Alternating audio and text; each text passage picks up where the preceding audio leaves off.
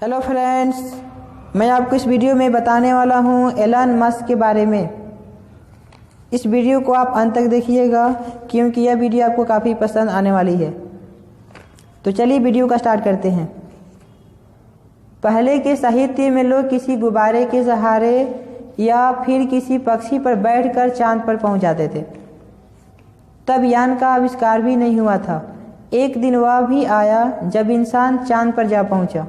मतलब कुछ भी असंभव नहीं। हम एलियन को और एलियन हमें खोज रहे होंगे। कल्पना की उड़ान सबसे तेज होती है। वह तब और तेज हो जाती है जब कोई कथा उसे हवा दे देती है। आखिर हमारी दुनिया क्या है? दुनिया को कौन चला रहा है? इस दुनिया में हमें क्या करना है? और कमाल है, यह किताब the hitchhiker's guide to the galaxy ऐसे ही रहस्य भरे सवालों के पीछे जा रही है। जवाबों की तमन्ना लिए 14 वर्षीय दक्षिण अफ्रीकी किशोर पृष्ठ दर पृष्ठ बढ़ता जा रहा है। वह किताब बता रही है यह दुनिया वास्तव में एक सुपर कंप्यूटर है। ऐसा सुपर कंप्यूटर जिसे किसी दूसरे ग्रह पर बैठे लोग अपने सुपर कंप्यूटर से संचालित कर रहे हैं। हमारी दुनिया अकेली नहीं है। ब्रह्मांड में बहुत सारे ग्रह ऐसे हैं जहां तरह तरह के लोग रहते हैं। ऐसे ग्रह भी हैं जहां के लोग धरती का मोल नहीं समझते। धरती चूँकि उनके अंतरिक्ष मार्ग में बाधा बन रही है, इसलिए धरती को नष्ट कर देना चाहते हैं।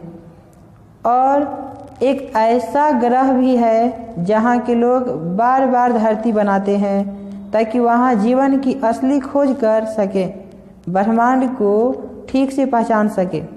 ब्रह्मांड में इंसान भी है, एलियन भी और रोबोट भी। जिस ग्रह के लोग बार बार दुनिया या पृथ्वी गढ़ते हैं, उस ग्रह पर भी आर्थिक मंदी आती है और शोध विज्ञान का काम प्रभावित होता है। लेकिन उस ग्रह के वासी यह ख्वाब संजोए जीते हैं कि फिर एक पृथ्वी गढ़नी है।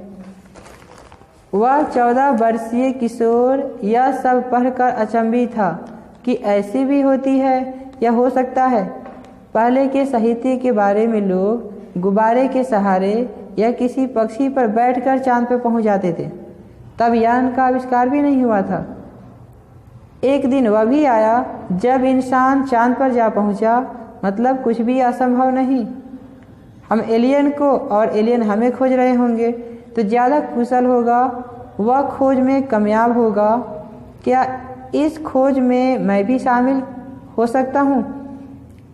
कुल मिलाकर डगलस एडम्स की उस किताब ने सोचने का पूरा खाका ही बदल दिया।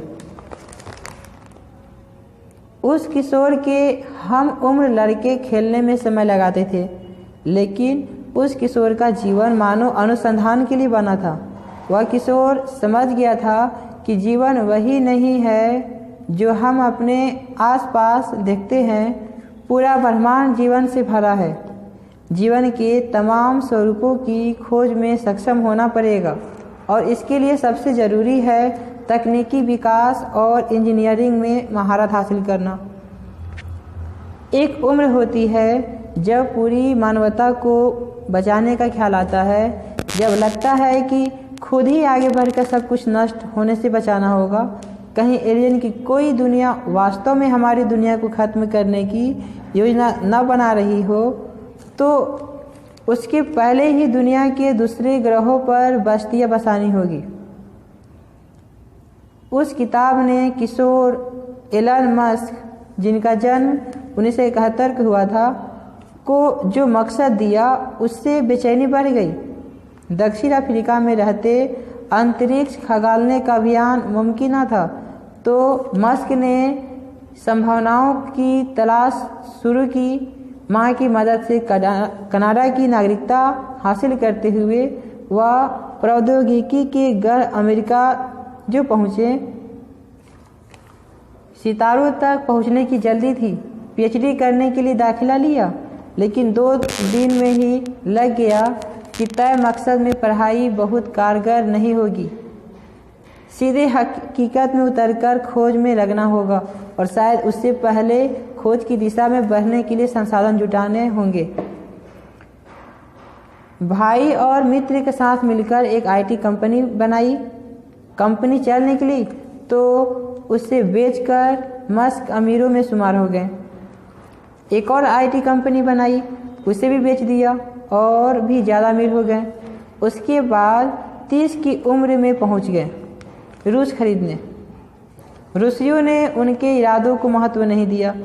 मस्क का ख्वाब था कि रॉकेट के जरिए पहले चूहों को मंगल पर बस्ती बसाने भेजना है या कुछ पौधों को।